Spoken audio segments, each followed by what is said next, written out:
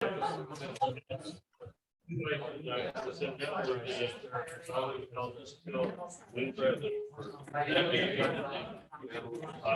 the new guitar out, got a different one out there.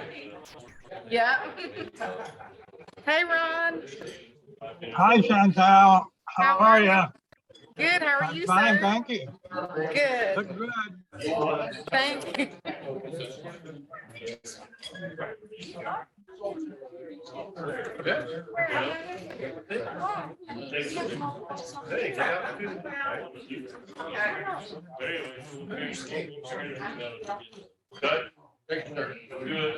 I'm good.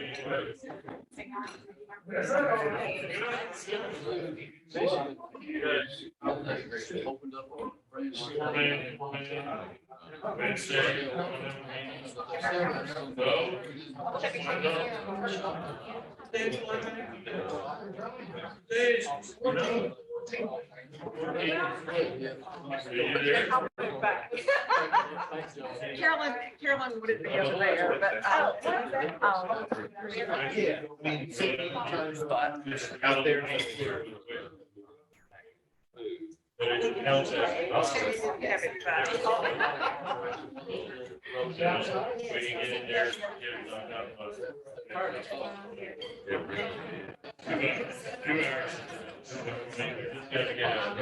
Depends who's on the side. Yeah. There's only one frame. One frame, and then we got tapped on. We got temporary. About 3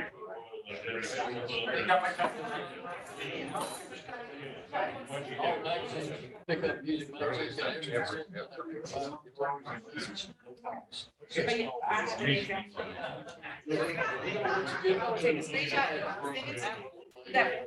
They said.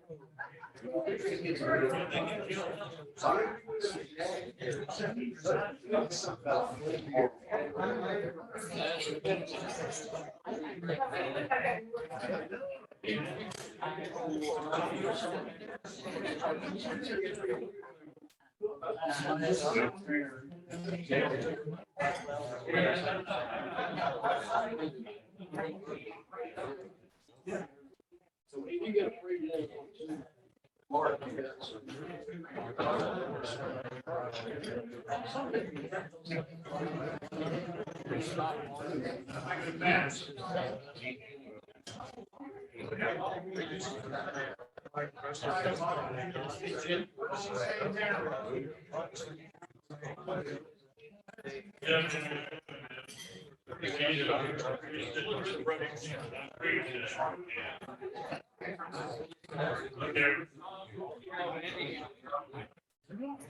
I'm probably an extra drill, things like you can get it after the meeting or you can get it warehouse.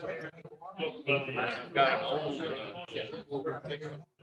G1 battery powered hammer drill. Now, it's a little heavy, but it drills holes just fine.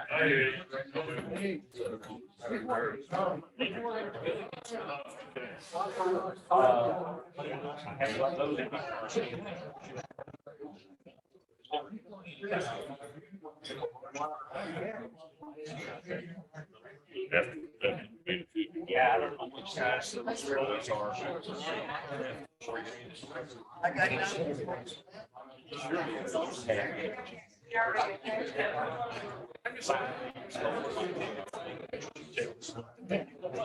I think I'd go to 350 without a little play.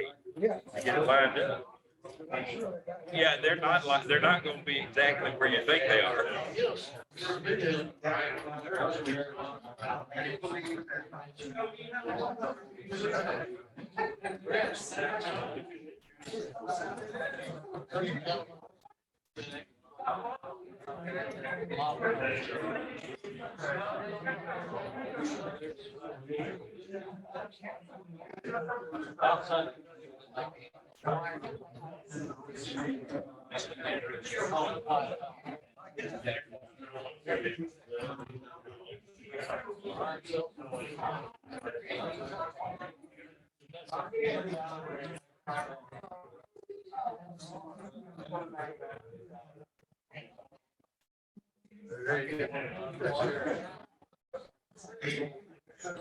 Oh.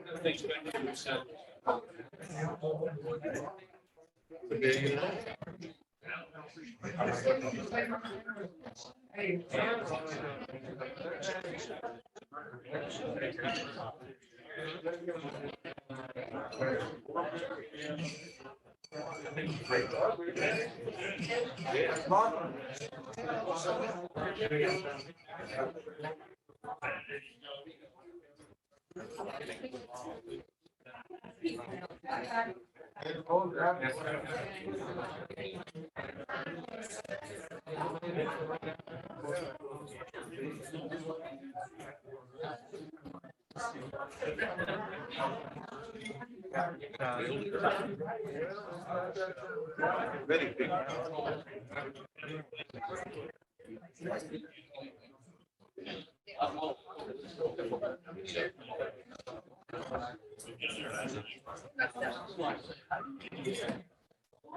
You need help. We can postpone their cutting and building walls. Hey, how are you? I'm good. How are you? Woo, I tell you what, it's all good today.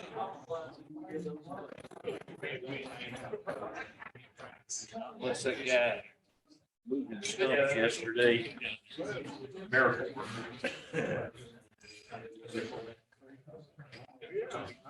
Thanks for being with us. Jamie, you're more than welcome to join us. That way you can still see the crew, still to see them.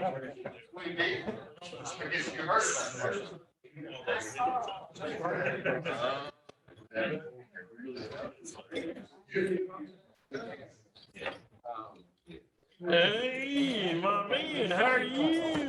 Michael Rogers? I'm vertical, buddy. It's always a good Hey, sign. that's what I'm talking about. Always a good sign. Hey, very good sign.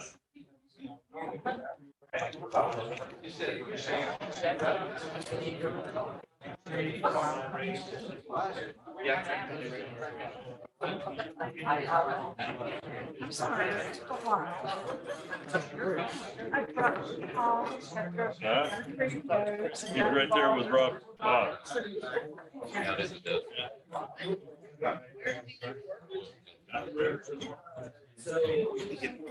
How you are? Ours is beautiful.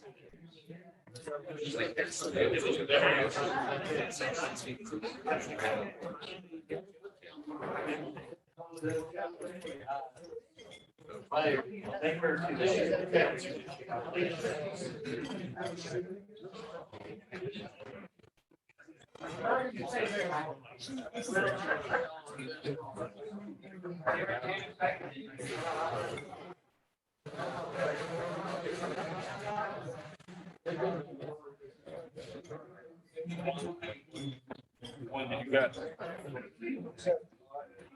You play tennis this week? But I said that.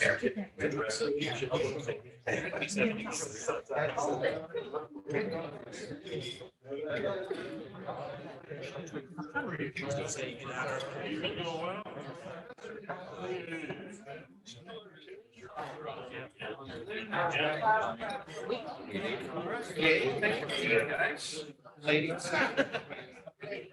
Yeah, when is that gonna be? This Sunday? Or what time? Oh, was that? Is your Sunday again?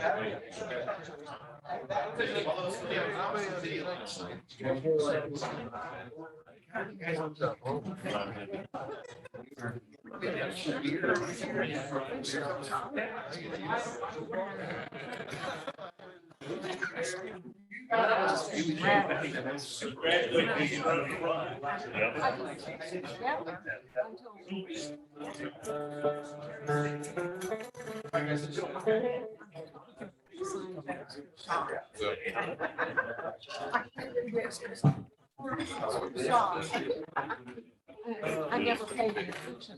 Yeah, I didn't realize it was gonna be, because we just talked about it last week. My uncle used to say that they would send around these side effects. I had them all. I had them all.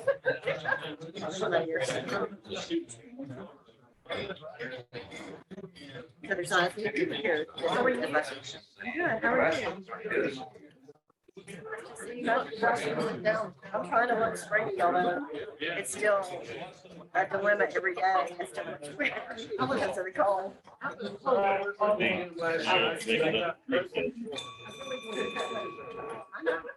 All right. Good afternoon, everybody, and welcome to the Rotary Club of Greater Huntsville. It's awesome to have our robotics team here today. We're really excited about the presentation. And Bill's going to kick us off with a song that he doesn't think they're going to know. So, but they might surprise us. All right, Bill, take it away. A little bit more rock and roll today. You guys, this was the good music back during our heyday.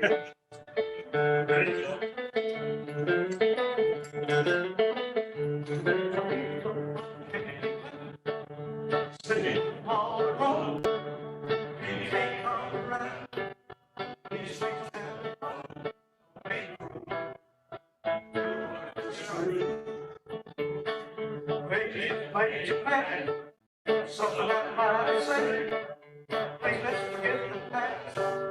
Pictures of Friday, don't be cruel.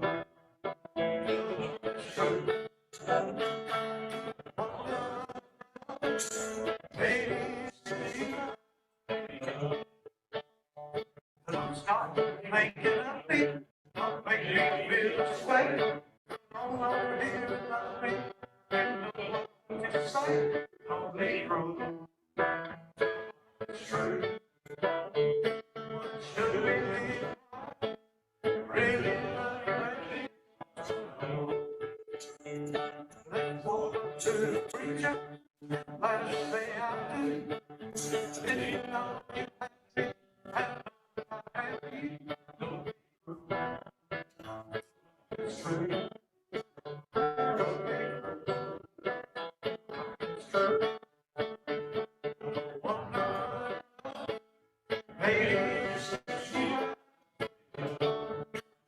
Don't be cruel. It's true.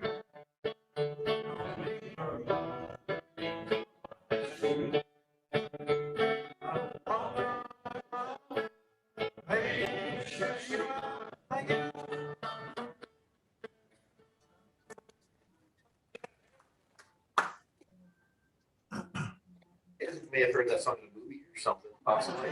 Could be. I believe, Jay, are you leading us in the, thank you, sir. Pledge allegiance to the flag of the United States of America and to the republic for which it stands, one nation under God, indivisible, with liberty and justice for all. Mr. Wright, invocation, please. Something wrong with making jokes just before somebody prays. Well, Easter is a beautiful month, a time for renewal and rebirth. And for most of the major religions of the world, it's a holy month, Ramadan, Passover, and of course, Easter. And I hope during this time that you've had opportunity to strengthen your faith and come closer to God. If you would, please pray with me. Father, give us the grace to recognize and help those in need. Give us the fortitude to strengthen our faith and deepen relationships. Grant us the foresight to find those nearest and see the good in them all. Please take a moment to add your personal devotions.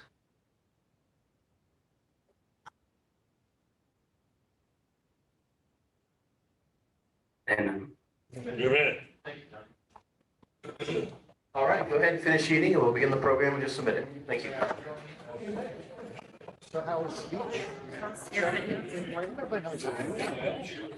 Hey, we advertise. Hey, you need to do that. Come on, Mr. Cole. How are you guys We're doing? doing good. How about yourself? I see my horn winked and you just kept driving by, you know? Oh, I see. I probably look around, but I can't tell you. Yeah, when you're in the, when you're in that, just like in my RV, you can't, you got a lot of your back.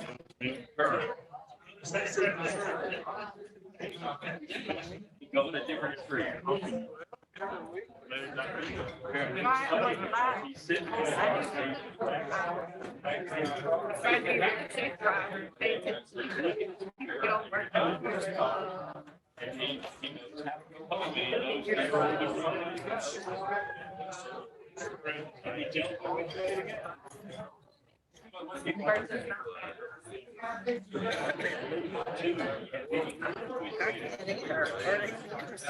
Right? yeah. That's crazy.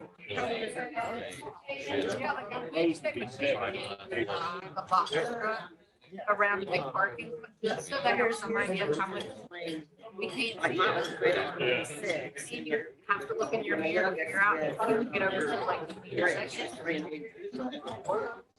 That's a big deal. That was the two, even better when you're towing a vehicle, you know, Oh my God. you know.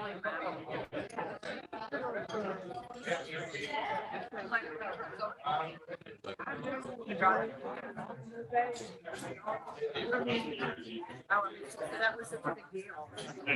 Or they don't like that happened on there. Car and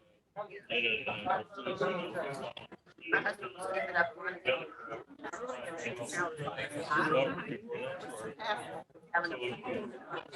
And you know what?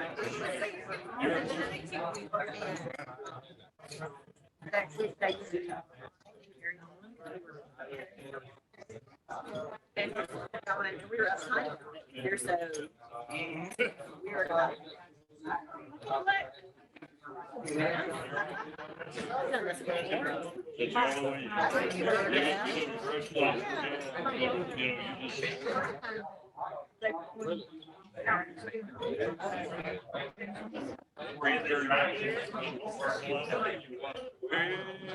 where they at then? Because I've had to unhook. And then, back. Then on the trail, then after doing a minute, and then you go back and get in, you know, everything.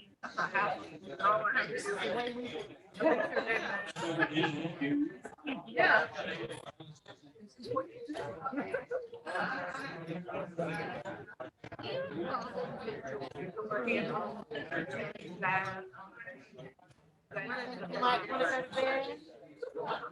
and like placement where people like floating here. Pretty sure. Well, it's one piece. Oh, you got The main lobby. the main, okay, you got the, on the van side, the east side, yeah. I'm pretty sure I'm broken again. Because it'll open from the outside, but not. I just put that one up months ago.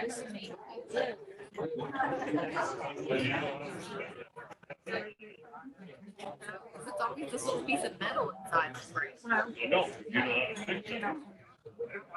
Like, too, you always have to spare. Well, I usually You'll never, do. you'll never break it. No, well, it did take a while, because I'm honest with you. This one was so new, I haven't gotten my back. I didn't expect it to be this short.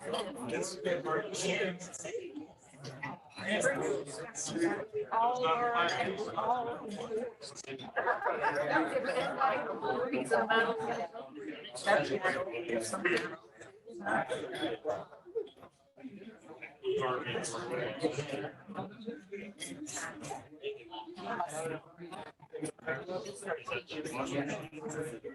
Really good.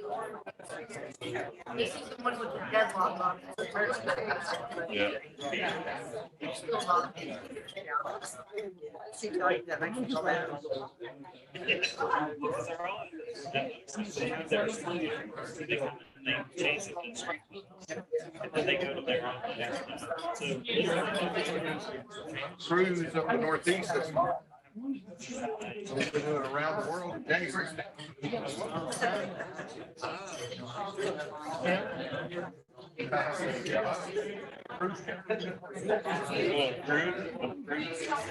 Like this last time.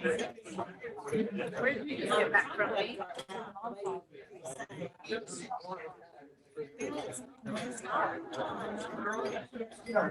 Yeah, that's a second.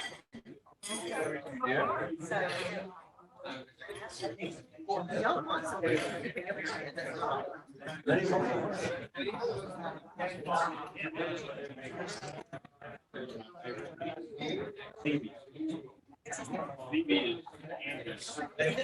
Down, way down south. Is there any tent?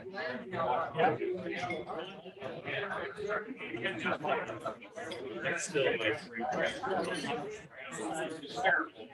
Well, now they do. No, Okay.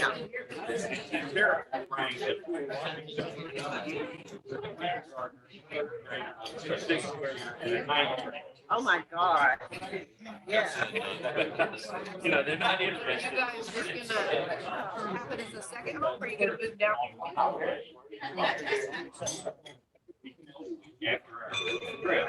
All right, gang, if you're eating, please continue to eat, enjoy the food. Chef did a great job today for us, we appreciate that.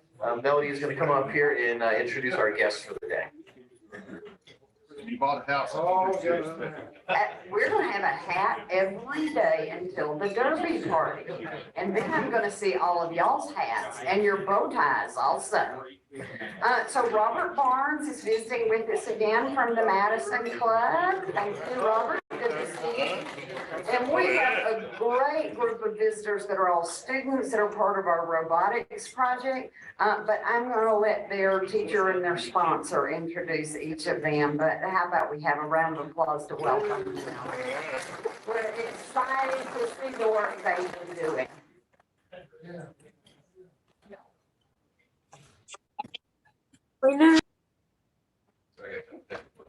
Thank you, Melody, appreciate that. Obviously, we want to welcome our distinguished guests from the Robotics Club. It's awesome to have you folks here today.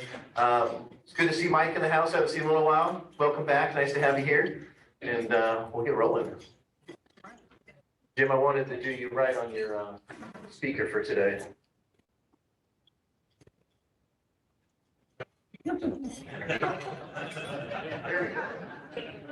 All right, we're looking forward to Jim speaking today. Unfortunately, Jim French wasn't able to be with us today. I believe he is on Zoom under the weather. So we miss you, Jim French, but it's awesome to have Jim TV Paul fill in for you.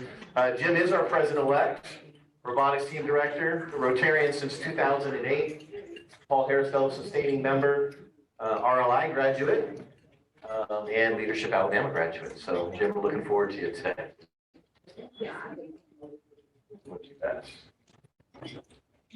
All right, next week, very special presentation. The children's choir will be here. The meeting will be organized a little bit differently since, they're coming from school, they go back to school. We're gonna have them start early in the meeting and then we'll do our announcements and everything when they're finished. That way they can get back to school. So you wanna get here a little bit early next week so you can hear the children's choir and then we'll have our normal meeting after that. No meeting on May 4th. Mark your calendars for that. Come looking for food. Mary Grace will send you somewhere else to find it because we won't have any here for you. So May 4th, done. Derby Day fundraiser, please do mark your calendars for that. We're gonna be sending out an email probably tonight to get RSVPs for that. Obviously, if you've already been a sponsor, bought some tickets, we have that, but we do need to order the food. This is the one fundraiser that everybody is gonna be charged for one ticket. So hopefully you can make it. If you wanna donate that ticket, that's fine. If you wanna buy an extra ticket, bring someone, that'd be great too, but we need to get that shored up over the next week. Monster Toyota Manufacturing will be here on May 11th. Really excited about the annual picnic that we rescheduled for May 21st. Jay, thank you for helping coordinate that. Melody is helping with that as well. Once we kind of get farther along with the Derby Day, we'll send out the RSVPs for the picnic. But looking forward to it. I'm going to bring my boat and the kids, and I believe someone else is going to bring their boat too. So Joanne is. Okay, so we're going to have a lot of fun things to do that day. Looking forward to see everybody, besides the great barbecue. All right, Kentucky Derby. Speaking of our fundraiser, this is coming together great. I think you guys know where it's going to be at the Redstone Federal Credit Union downtown, best facility in Huntsville to have those kind of events. And again, they've been gracious to help sponsor us as well. May 7th, it's at 5 p.m. And we know when the race actually starts. It's around 6. Yeah, we will watch the race. Yes, I think the race is probably around 6 or so. So you want to get there and have a good time before the race. Gosh, the last time we did this, wasn't where the horse got disqualified? Yeah. We thought someone had won. They were all excited. Was that you, Will? We thought you had won. And then we said, no, Will, psych, you lost. Horse got disqualified. There was another winner. So it was quite an eventful Derby day. So hopefully it won't be that eventful, but we'll have a great time. I want to recognize our sponsors for sure. Joni Green, Five Stones Research, was gracious to be our presenting sponsor. Anybody heard how she's doing health-wise? She had a number of surgeries on her back and neck, and last time she was still having one more to go. So we'll try to give you guys an update on that shortly. Triple Crown sponsors, Joanne Perez is in, full in, Reed Kloss and Kloss Diamond, and of course, Redstone. Winner's Circle, Chris Kern, Melanie, and Gary. All right, Gary Donald came in this week. Nice to see you, buddy. Thanks for joining. Maybe we'll pick the winning horse because we're the winner's circle. And the Mid Julep continues to grow as well. So awesome to have those folks there. And again, if you just want to buy a ticket, that's fine too. But we'll get all those details out to you today in an email. Just member club announcements. If anybody has any brags or anything, come on up and we'll get you in line for that. I'm excited that we are building a partnership with the Alabama School for Cyber Technology and Education. Looks like that we have an opportunity to put an Interact Club there as well. And partner with them on a number of things. So we're working through that. I want to thank Donnie Ryan and Reed Kloss for working on that initiative, but they seem very excited about that. And obviously with the school being right across the street, that's a great fit. Member committee, we still are working on more help for the membership committee. So if you'd like to help out, that's a really fun committee to be a part of, especially welcoming new members in. So please reach out to Jim TV, Paul, or myself if you'd like to participate on that. Mary Edgecombe is going to stay the lead on that committee, I believe, Jim, for next year. So you've got an awesome resource there to kind of just guide everything. She just needs a few more hands to help out. I know we have a few announcements. Donnie, did you have something? You're good? Okay. Anyone else? I think we had one other. We continue a great partnership with the Scouts. So now that all the Scouts troop banners now say Rotary Club of Greater Huntsville on there as well. This was the first banner they've updated. They've got a few more banners to update, but we're continuing to grow our partnership with them and increase our impact in the community. So with that, no one else has any announcements. Jim, you're on, buddy. I don't think he needs much introduction. This is our president-elect, a man who's done a lot for this club. I'm excited about him as president and for a lot of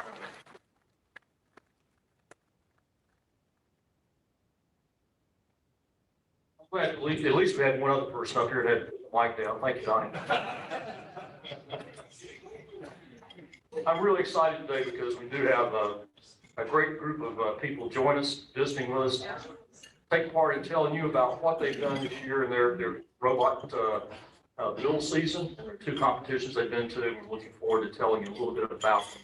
And I will introduce them coming up shortly. I did want to introduce the team. We have lost 2 years of competition because of the COVID pandemic. So this was a rejuvenation of the team after 2 years where the competition was canceled. And we're pleased to have had 7 active students join us this year. Brenna and Caesar could not join us today. They're seniors. We have another senior, Jeremiah Sanders, William Brown, who's a junior, and Jacob Rowland, Eric Smith, and Jacob Thompson, who are Jacob, have 2 sophomores and a freshman. We've got the building blocks of another good team next year, and we're really proud that they stuck with us this year and did the great job that they've done. Really proud of them. And then also, I wanted to introduce our mentors. Of course, first, Ms. Joan Keever, who you've met before in years past, and Joan is a spark plug of this operation. And yeah. And the official coach of the team. If you look on the Huntsville City School System, you'll see her listed as a coach. No kidding. So she's the real deal. Also, myself and Jim French from Rotary. Jason Locke, you met Jason in years past. He's an alumnus of the robotics team, and he's graduated, but he came back and has been helping us out as a mentor since he graduated. And then we had a great addition to our team this year, Patrick Block, who is an engineer and supporting the Army here in Huntsville. And he's been wonderful to join the team and help us out. He's done a great job. Patrick, and we really appreciate it. And then we have 2 UAH engineering students, Kat Morgan and Abigail Brodsky, both engineering students, and they have helped us out this year. And we had one other young man who's a computer science graduate, works with Dynetics, and he's helped us out some this year as well. But we've had a good team, a good set of mentors, and I'm only saddened that Jim French can't be here in person. Jim is on the Zoom with us, but Jim, of course, has been our key liaison with Ms. Joan Keever and the team, and unfortunately he could not be here in person, so I'm filling in for him today. Jim, thank you. Well, why are we dealing with robotics? Well, think about this. When you look around, oh, there's Abigail. Hi. When you look around, robots are almost ubiquitous today. You may not always see them, but there are a lot of them there. And when we think about robotics, we think first of robotics that we see videos and photographs of used in manufacturing and engineering, but that's not the only place they are. If you look around, you find out that we actually have robot automated emergency landing systems on a lot of private aircraft. So if there's an emergency on board, the robot can land the plane safely. And some of you may have even had robot-assisted surgeries, and that's becoming very common these days. Then you have all the other uses that you see engaged there. One of them is, for example, doing nuclear power plant inspection and maintenance. And Jacob Thompson here in this photograph is posing next to one of those type of robots that was on presentation at one of our competitions. And what we're learning is we're going to see more and more robots, and therefore it's a great field of interest for students coming along to learn about robots because they're in part of our now, and they're going to be a bigger part of our future. The other reason that we're really interested in doing the robotics function has to do with what the students learn themselves. It's an opportunity for them to develop skills and apply skills to real world problems. Now, oftentimes you learn things in school and you're not sure why you learned it. But these students are learning why they need to know about Ohm's law, why they need to know how to calculate the circumference of the sphere, why they need to know fractions, why they need to know a lot of things like that, because they have to use them in the robotics design and build. So we're really excited that we give them an opportunity to apply real world knowledge to real problems. And I'll give you an example of what happened where they did this. Over in the Anderson, South Carolina competition, the Electric City Regionals, we were having trouble with our drive system. The robot wasn't driving properly, and we were trying to troubleshoot the problem and figure it out. One of the students noticed that one of the drive motors, the electric drive motors, was running hot after each match. So they concluded perhaps the problem is the drive motor. So the students jumped on the problem. They got into the carriage of the robot. They dismounted the gearbox, removed the motor, replaced it with a new motor, put it all back together, and they did it in such time that we were able to get back into our very next match. We did not miss a match. They just like a NASCAR pit crew. It was great. It's a great thing to watch. They did a great job. That's an example of taking tools and skills that they learn and applying it to a real problem, diagnosing and curing a real problem. The other thing that we're really excited about is the opportunity for them to get together and learn to work as a team, as part of a team. And it's really fun to watch at the very beginning of the season when the new team shows up, oftentimes with new members, and watch the team progress over the course of the season and develop into a real team. Just like I was telling you about the motor change out during the competition. And I'll tell you this, that is not uncommon. It's not uncommon for all the teams. You're at a competition, and in between matches, it's very typical that you're in the pit with your robot trying to diagnose some problem and repair it. And that's not just us, that happens to most teams. So it takes a lot of skill and patience and energy to troubleshoot and keep the robots going through up to 10 competitions. I did want to tell you one other funny thing that happened earlier in the season. We were wanted to do one final test on a ball launcher. One of the things the robot had to do this year was pick up a 9.5-inch diameter ball off the floor and then launch it into a goal. Well, we've been working on the launcher, and we wanted to do one last test before we went to the final design and integration and mounted it on the robot. So we hooked the launch system up to a battery, a switch, and yours truly through the switch, not thinking of the fact that we were running the motors on the launcher directly from the battery, full voltage, no software in between to control the motor speed. So we applied the voltage to the motors, the gearbox, spun up to full speed. The compliant wheels that launched the ball went to their maximum speed.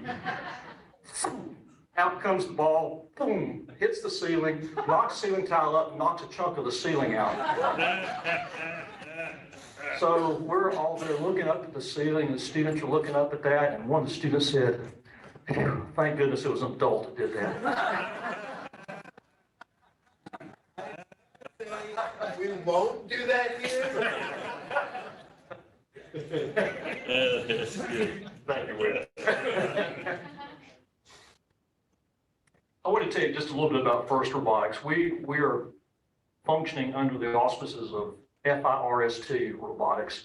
And if the FIRST comes from the expression for Inspiration and Recognition of Science and Technology, FIRST.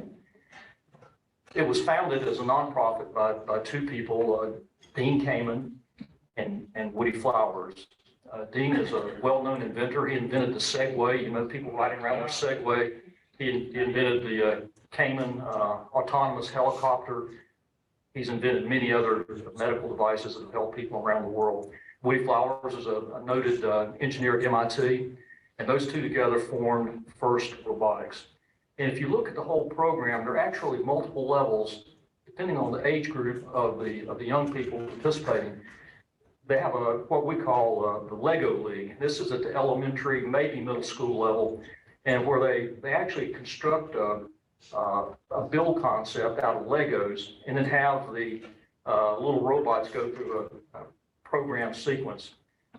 Next up from that is the FIRST Tech Challenge, and that's typically in middle schools, sometimes in high school, but this is a level at which they take a kit robot and they assemble it and have it do defined tasks.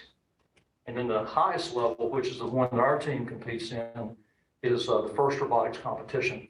This is where they use industrial-sized robots and they compete in real time in scored competitions. They're competing against other teams with their robots. And when I say industrial size, I mean, these are significant pieces of hardware. I know that our robot, without its safety bumpers and its battery, weighs about 111 pounds. Put the safety bumpers and battery on it, you're talking about 130 pounds. I mean, it's a serious machine, and it will move very fast, and it will do some pretty interesting things. So these are real robots. The neat thing about it is the team gets to learn about mechanical design, they get to learn about electrical and electronic design, they get to learn about communicating with a robot over radio, they get to learn about software, computer programming. They get to learn many things that will serve them well in the future as they go forward and look at their careers. So we are competing at the highest level in the FIRST robotics world, and have done quite well. The team has done quite well. I think the next, Chantel, I think we're coming up on a video. Chantel is going to pull up a video for us. One of our mentors, Captain Morgan, one of our competitions, took a video of an actual event. We wanted to show you what one of these looks like. These last 2 minutes and 30 seconds. First 15 seconds, the robots are autonomous. The next 2 minutes, 15 seconds is the rest of the match.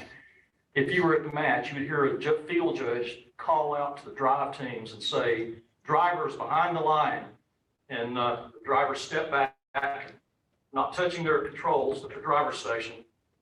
And then they activate the playing field, and the robots perform autonomously various functions. In our case, we programmed ours to launch a sphere, one of those 9.5-inch spheres, into a lower goal, and then drive itself off of the tarmac. That scored us a total of 6 points.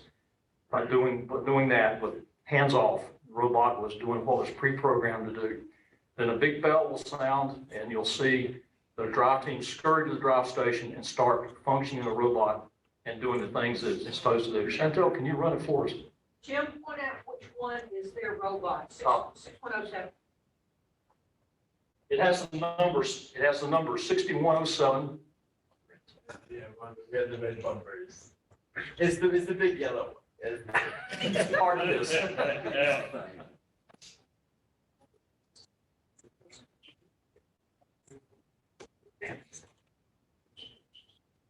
Jim, while you're waiting, I have a question.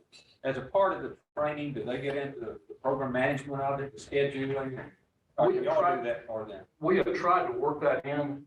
We had such a small team this year. Frankly, we didn't have a lot of time to do that sort of thing, but they're supposed to be able to do that. And as the team grows back to a typical level, we do want to do that. Program management, scheduling, budgeting. You can get practicing how to deal with downtime during meetings. New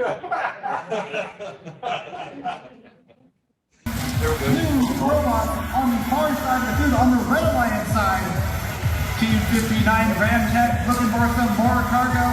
6107 Cyberjack looking to find some, which they're modifying everybody, and they looking to put them up into the upper hull. And looks like we've got one coming in from Cyberjack into the upper hull. That's a point for the Red Alliance. 3465 with 1 and 2 blue cargo. Second one bounced out though. Ramjet a little bit wide with their T-shot. 7446 makes a local shot from their alliance wall, bouncing off the bottom of the inside of the hub. 3465, that is the Omega Factor, makes a shot in the upper hub. We got 59, just a little bit short. A red cargo seems to be perfect off 8413. Just keep in there for some safekeeping. 2 blue cargo from 3465, that is 1 and 2. Both are good. 2 more points. We've still got over a minute left in this match, with the Blue Alliance more than halfway to their next goal for the ranking point. But 59 is looking to make that even closer with 2 more cargo in and 2 more from the Omega Factor. Are they going to make it to that ranking point? They've only got 5 cargo to go in the next 45 seconds. That's 1, that's 2, 3 cargo to go in the next 45 seconds. Can they get there? A red cargo coming from downtown at 7446. Just a little bit shy though. 3465. Too bouncy, almost in. 59, that's Ramjet looking to climb at the 30-second mark. They're on the mid run. They're going for the high run. Can they get there? They're on even the red robots are going to join them. Ram tank looking to find that traversal. Hooks going back. Hooks contact on the traversal line. They swing and they've made it. That is a traversal climb from Team 59. Looks like the Omega Factor's going to join them on the main round. Veteran and Cyberjack's still off the ground. We've only got 3 seconds left in this match. Not quite. That is 2 blue robots and no red robots off the ground at the end of this match.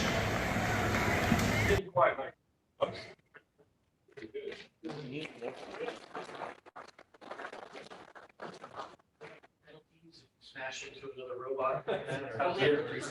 There's some penalties.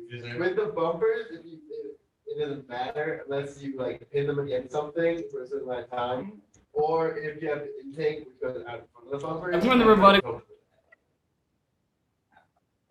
Yeah, we got in trouble a few times, but That's part of the fun. part of the fun. It's not rock'em sock'em robots, but it does get a little testy. If you look at our robot closely, you'll see a lot of scrapes and scratches and dents on it.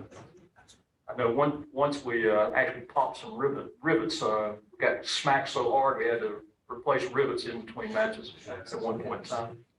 The other thing we wanted to have the opportunity to do is have some of the students talk to you about their experience on the team. This team to find new skills and meet new people, mainly in competitions or outside of competitions. Okay. Wide Range Robotics is civil and lots of awesome robots, a lot of awesome people, awesome mentors and friends also. I joined robotics because I wanted a good environment to work on new things, learn new experiences, and also learn about engineering, which I have an engineering class right now in design, but I don't really apply what I learned in that class very well, so this is a good way to apply things for me. And also, this is my first ever extracurricular activity, and it would be an interesting activity for me to have and something good to put on a resume. I joined robotics because I have a lot of friends in robotics, and they kept telling me that it was really fun and I should join. A main role on the team was being a human player, either shooting from the terminals and finding out more information from other human players on different teams. I also played the role of being team spirit in a onesie with pom-poms, which was very, very fun to do. Safety captain, driver, part-time media person, but most importantly, a helper and awesome motivational booster for every one of my bots. Woo! My main role in the group was I was one of the main drivers, and I was also one of the people who dealt with the code and also a lot of actual building of the robot. I did a lot of things. I was very all-rounder, very much an all-rounder. My main role is team captain or coach. And that basically means I try to help out where I can and make sure that everybody's doing what they're supposed to do.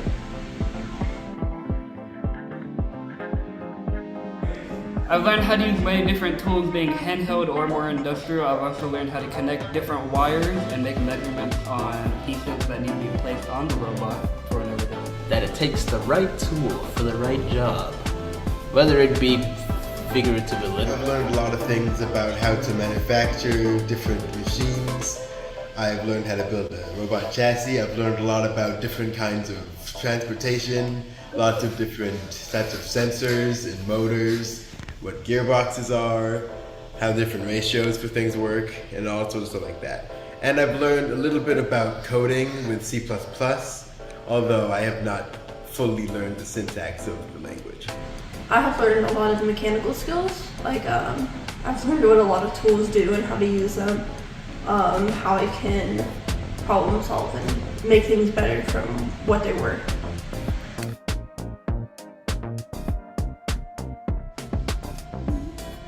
This experience might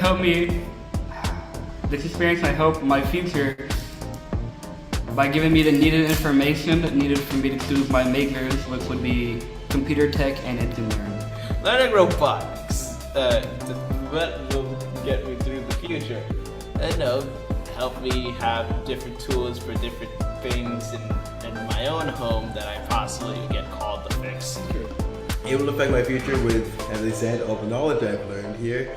And also, as I have also mentioned, it will look good on a resume. It'll help me with my problem solving skills at jobs and lots of other things that would take too long to mention. It opens up opportunities for college. I'm hoping that this experience will affect my future because I would like to be a science teacher in a high school in my future. So I'm hoping that this will help me teach my students problem solving.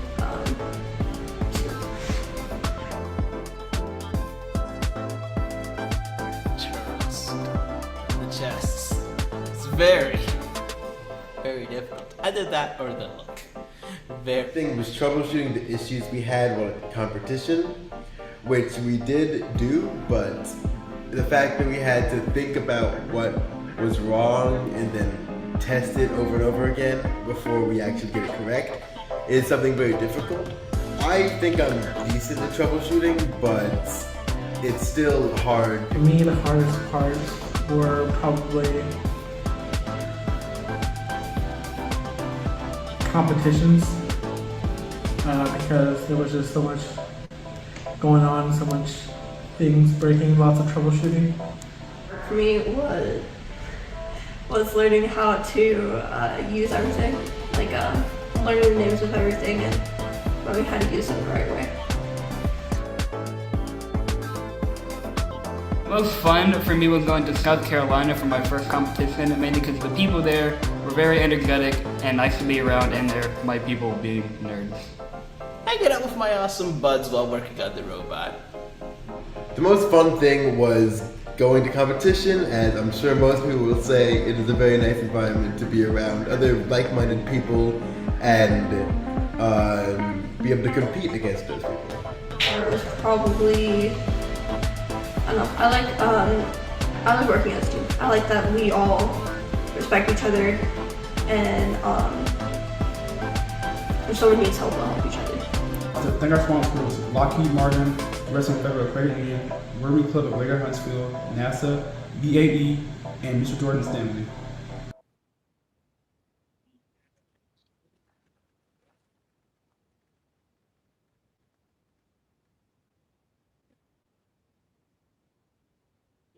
While Chantel is getting us back to the slide deck, I did want to say that this team this year has gone through 21 matches, 21 competitive matches, 11 matches in South Carolina at the Electric City Regional, and 10 matches here in Huntsville at the Rocket City Regional. So they have been through a lot of competition.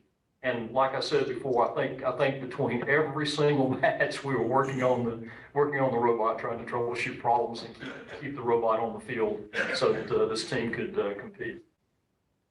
I did want to do a little summary for Jim French about the vocational avenue of service this year. During this year, we've continued supporting and expanding our robotics effort at the Title I schools. We established a new program at McNair Middle School, thanks to help from Roger Qualls and Mooney Joshi and Jim French, and we have that underway. And we also were able to get going again with our Jemison team now that we're out of the COVID pandemic adequately to get the competition going again. So that was great. We also worked on a pass-through mechanism for funding from our own club's foundation so that getting money from the foundation allocation to the team would be easier. And I think we've got everything pretty well straightened out now. It's pretty well streamlined. So we did accomplish that during the course of the year. Jim wanted to point out to you what it takes to field a first robotics competition team. First and foremost, you've got to have students, hopefully the support of their parents. You've got to have a teacher who is a lead, like Ms. Joan Keever, and you've got to have mentors who can help advise and assist the students as they're learning new skills and for doing things for the first time. And you also have to have lab space and practice space. Fortunately, Jemison High School has made available to us a physics lab and its associated storage area which has been a godsend for us. We can set up our equipment, we can leave it up. In years past, we were sharing a classroom. So we would have to pull all of our things out, work on our robot, put everything back in the closet so that the teacher would come in the next day and be able to use her classroom. Now we have our own space, and that's a great blessing for the team. It allows us to proceed a lot faster, do a lot more things in our own space. Plus the generosity of a lot of donors, including Toyota, we have a pretty good tool set now. If you look at our robot closely, you'll see some pretty colorful orange parts on it. And they were printed on a 3D printer and then incorporated into the robot design. And Ms. Keever was responsible for helping make that happen. We do have our own 3D plastic printer in the robotics lab where we can make parts like that. The other thing that we have to have, of course, is money. And Ms. Keever has done a great job of tracking all of our expenditures so that we know exactly where our money is going. And she's also done a great job of writing grant applications. She's been successful in corralling a number of grants, which has really gone a long way toward allowing us to have the funds to go to Electric City Regional in Anderson, South Carolina.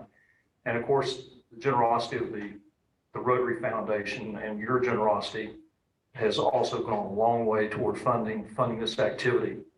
So those are all the kinds of things you've got to have to make this work.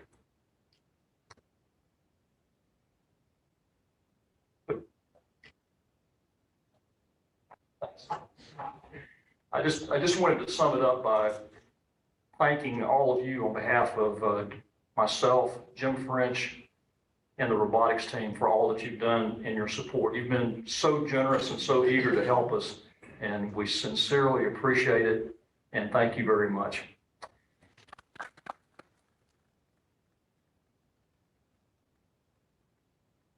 I believe we have a few minutes for questions. If you have any questions for the mentors or for the students, please ask away.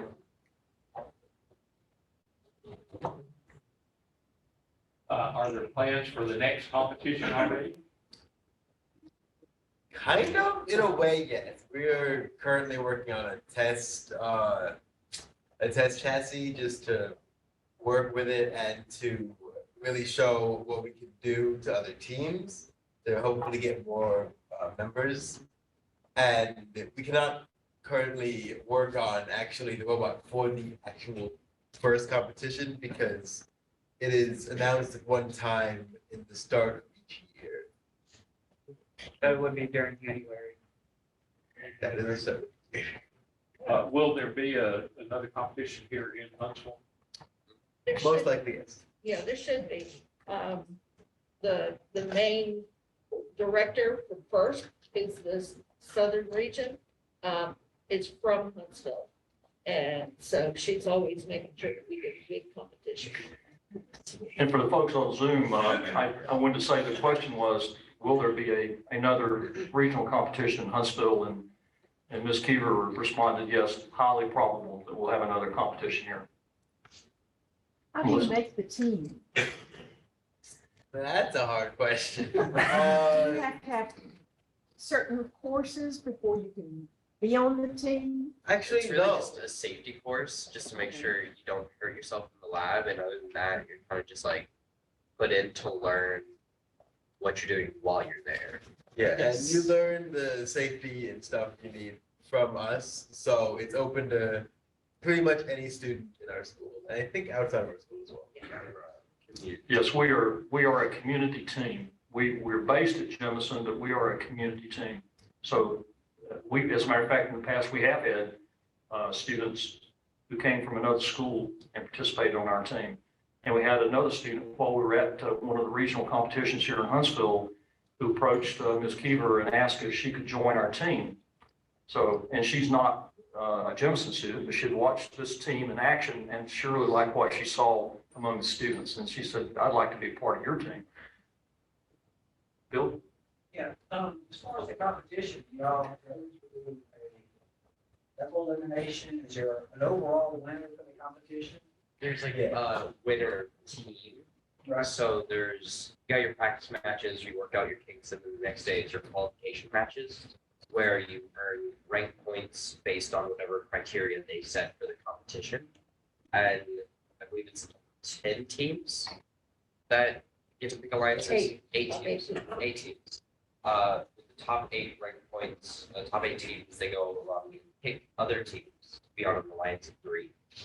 And then those alliance go at it in the final match, in the final matches, and then the last team wins.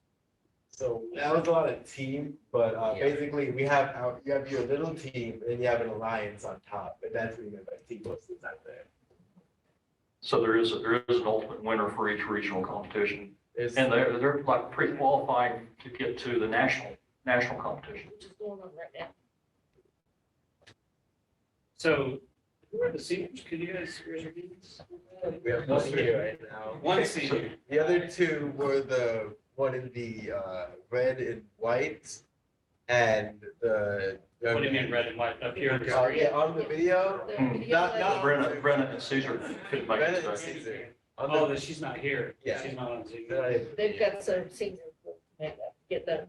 So, I think one of the things that the club's probably really particularly interested in to see what effect this has had on the seniors, obviously, but even the younger classmen. As to the direction your career would take. Do you guys see yourselves headed into engineering or robotics? Has this led you that way, or is anybody interested in going to college and studying engineering robotics? You are? Yeah. Anybody else? I've always been interested in aerospace, and that's kind of what brought me to the team. Specifically, being my interest in aerospace, it's only strengthened that interest while I've been. Does anybody come into the team want to study English and then pronounce it? Well, I will say this, Donnie, if you look at our team shirts, one of the young women several years ago on our team, she designed that on a big poster. She created that, and Ms. Keever found a way to get it off the poster and into a file that allowed them to print our shirts from it. So this is the other kind of talent that is on the team. Hey, Jim, you said that you reconstructing the team. So what would the team size be ordinarily? We would typically have 10 to 20. As a matter of fact, the year that we were canceled right in the month of March, right before we went to the competition, I believe we had 20 students that year, didn't we? But we had 20, 21 students, almost evenly split between males and females. This year we only had 7 students, but we had 7 good ones. So we still managed to do well because we had good people. The young lady who did the art for this is also responsible for. Doesn't light up. Oh.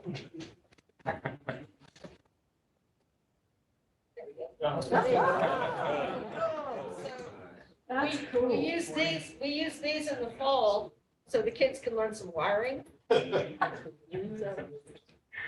So our kids some wiring, so we made those.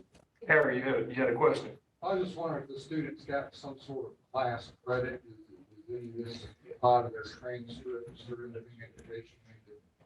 It's an extracurricular activity. It's not an official class. They do have robotics classes. I had Jemison, but strangely, we've never had any of those students on our team. I'm trying to change that for next year. But it's strictly just like a basketball class or basketball team or golf team or whatever, but with that.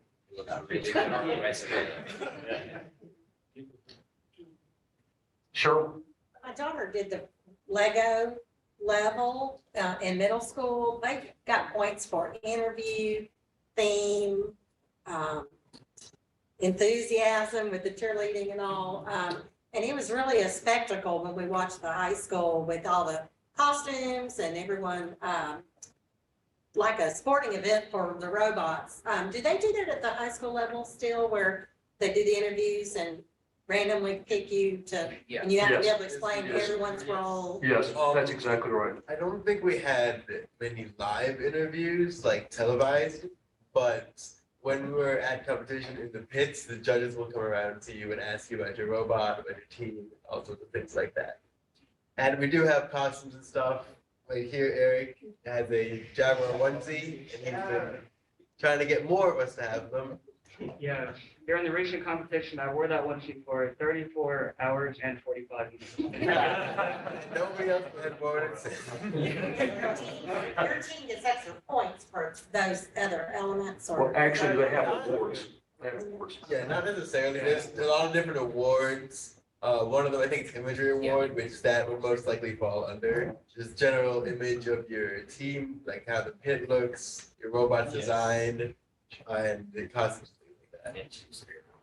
Yes. Will, did you have a question? No, I was just pointing to Sharon. Oh, okay. Jennifer? Jim, can you also speak to their social life mantra, which embodies gracious professionalism? I think that's really important teaching. Thank you for reminding me, spoken by the spouse of somebody on the board of directors. No, it's a great question, Jennifer. As a matter of fact, the catchphrase for First Robotics is gracious professionalism.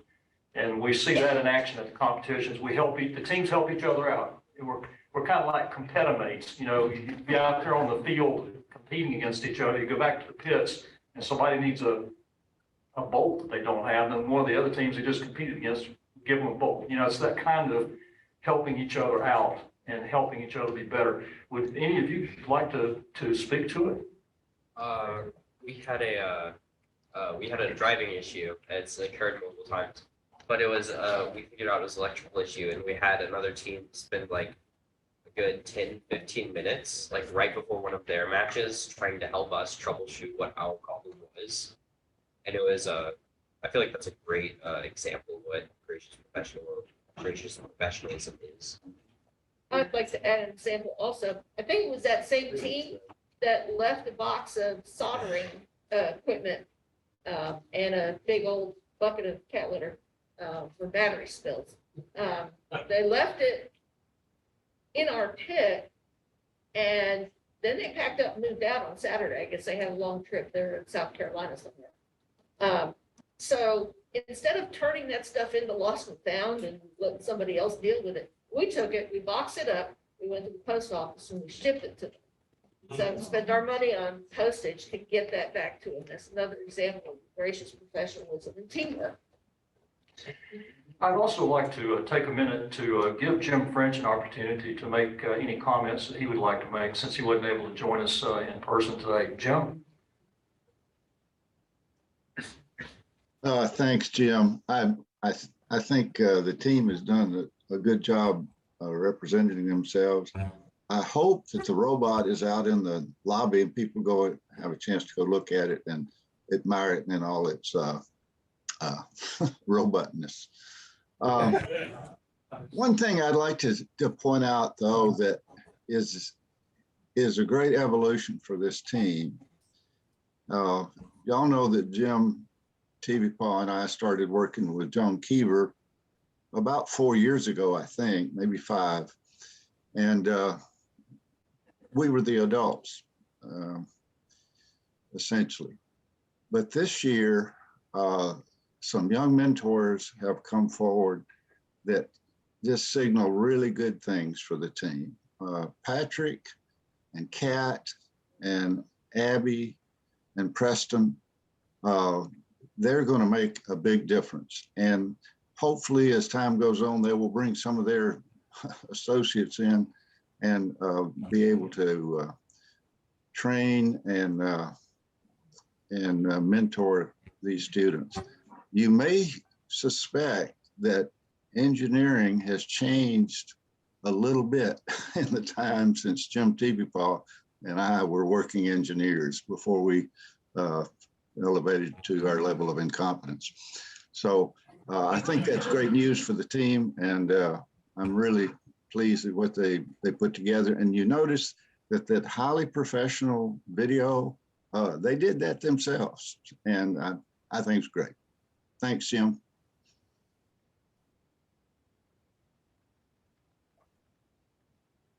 Thanks, everyone. Thanks.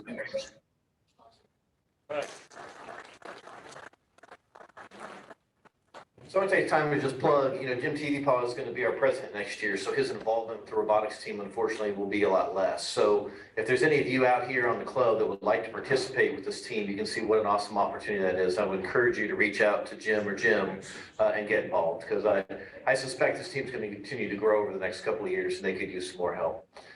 Before we end, a couple quick things. We have a new member that's on Zoom with us today, haven't recognized yet. Reggie Mitchell, thanks for joining us. Great to have you as a new member. We'll get your induction scheduled here shortly, but welcome to the team. We're glad to have you. And if Reed Kloss is on there, I'm going to get in trouble later if I don't mention that the next Veterans Memorial Cleaning is the 30th, so a week from Saturday. So I just want to put that out there, and we'll remind you next week on that as well.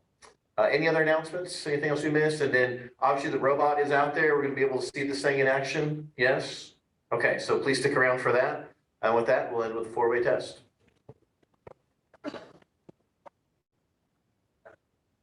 All right. As Rotarians, all the things that we think, say, or do. First, is the truth. Second, Is it fair long term? Third, Better friendships. and fourth. Benefits to all concerned. Awesome. Thanks for being here and have a great day. Cool. You gonna be ready on the 14th and then help us? Are you working?